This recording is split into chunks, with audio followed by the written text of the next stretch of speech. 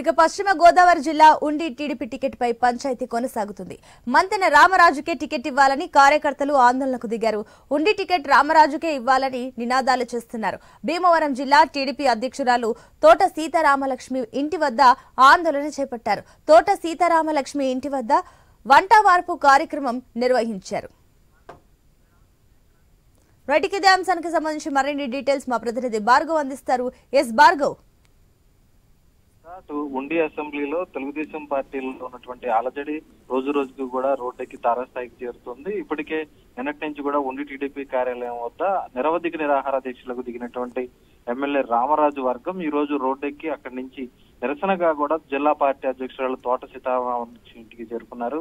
తోట సీతారామలక్ష్మి ఇంటి ఎదుట బైఠాయించి వారు నిరసన వ్యక్తం చేస్తున్నారు. ఇప్పటికే అటు ఉండి అసెంబ్లీ సీటు ఎమ్మెల్యే రామరాజుకు కాకుండా రాజుకు కేటాయిస్తారంటూ కూడా అటు సమాచారం అందుతున్న నేపథ్యంలో దాన్ని నిరసిస్తూ వారు టీడీపీ అధిష్టానం నిర్ణయాన్ని ధిక్కరిస్తూ కూడా ఈ రోజు ఆందోళనకు దిగేటువంటి పరిస్థితి కనిపిస్తుంది. ఎందుకంటే ఇప్పటికే అటు రామరాజుకు మొదటి లిస్టులోనే సీటు ప్రకటించారు. సిట్టింగులకే స్థానం అంటూ గత 2 ఏళ్లుగా కూడా చంద్రబాబు చెప్తూ వచ్చారు. ఈ తరుణంలోనే ఆయనకు సీట్ అంటూ దాదాపు నియోజకవర్గం మొత్తం 95% ప్రచారాన్ని కూడా పూర్తి చేసుకున్నాను. ఈ సమయంలో తనకు సీటు కేటాయించకుండా మరొకరికి మార్పు చేయడం ఏంటంటూ కూడా ఆయన ఇప్పటికే ఆవేదన వ్యక్తం చేశారు.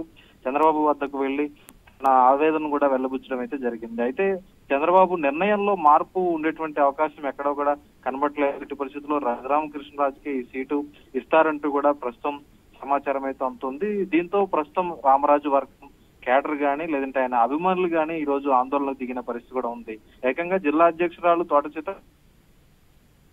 నుంచి వారు ఇప్పటికే కొంతమంది రాజీనామాలు కూడా పార్టీకి గానీ తమ పదవులకు గానీ ఇవ్వడం జరిగింది.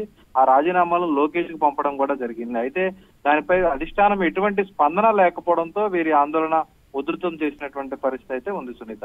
Right Bhargav, thank you.